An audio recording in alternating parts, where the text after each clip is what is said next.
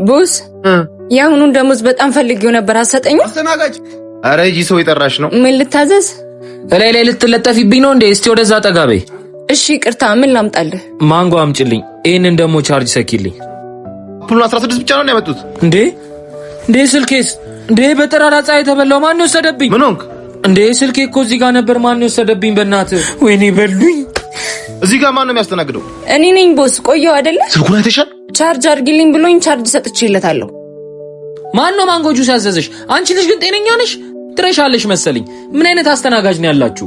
ሂጂና ስልኩን ይዘሽ ነኝ። ይሄው ጭራሽ እንደዚህ አይነት ስርቆት ጀመራችሁ? ሌባ።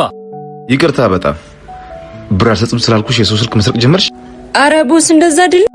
ወንድሜ ወይኔ ወንድሜ ደህና ነህ? እንዴት ነህ? በእናትህ ማንሽ? ምንድነው እናት? የመርሳት ችግር አለበት። ስራ መሄድ ሲኖርበት ነው እዚህ የመጣው። እኔ ታማኝ አገልጋይ ያብይ